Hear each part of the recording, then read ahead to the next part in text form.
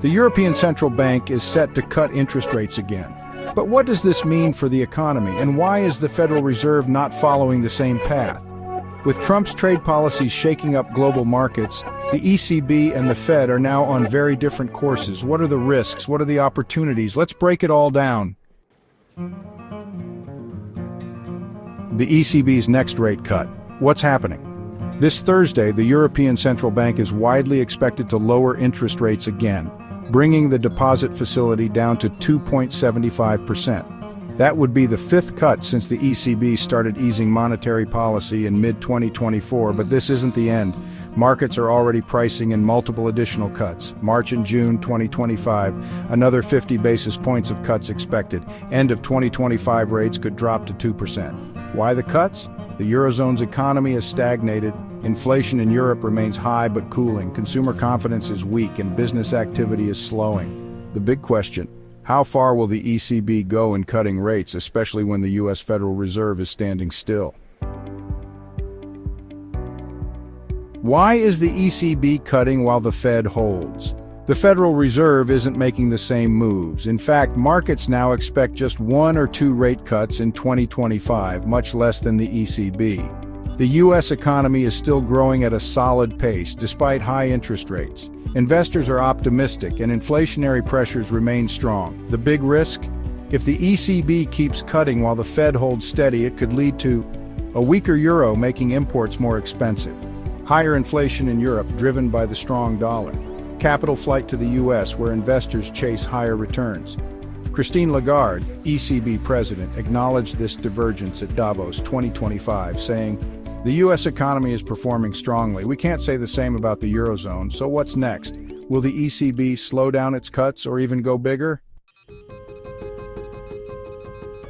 The currency war?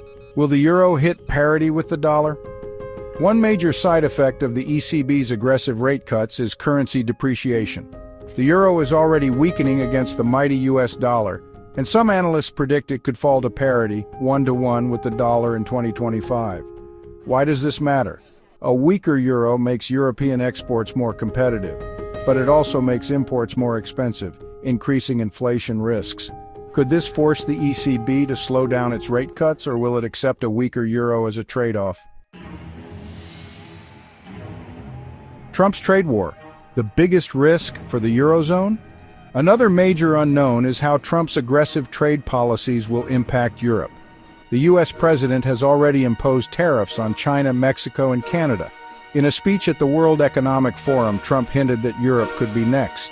He accused the EU of unfair trade practices and promised, "We're going to do something about it." If Trump escalates tariffs on European goods, the ECB might be forced to cut rates even faster to support economic growth. George Lagarius, chief economist at Forvis Mazars, warns, inflation and rate risks are definitely on the upside for the Eurozone. Could this trigger a downward spiral for the euro, or will Europe push back against Trump's aggressive stance? What's next for investors? For investors, 2025 is shaping up to be a critical year. Here's what to watch. The ECB's next moves. If rate cuts continue, expect the euro to weaken further. The Fed's reaction: if the U.S. holds steady, the dollar will remain strong. Trump's trade policies. Tariffs could create shockwaves in global markets. Where should investors put their money? U.S. stocks and bonds? Higher rates make them attractive. European assets? Potentially undervalued if the euro continues to fall. Commodities? Gold and oil may become safe havens. The biggest question: will the ECB's aggressive cuts lead to a stronger recovery, or will they trigger even bigger problems down the road? Final thoughts: what should you do? If you're investing or running a business in 2025, here are the key takeaways. Stay informed. Economic policies are shifting fast. Watch the Fed versus ECB divergence. This will impact currencies, inflation, and trade. Be ready for market volatility. Trump's policies could shake things up even more. What do you think? Will the ECB's rate cuts work, or are they making a mistake?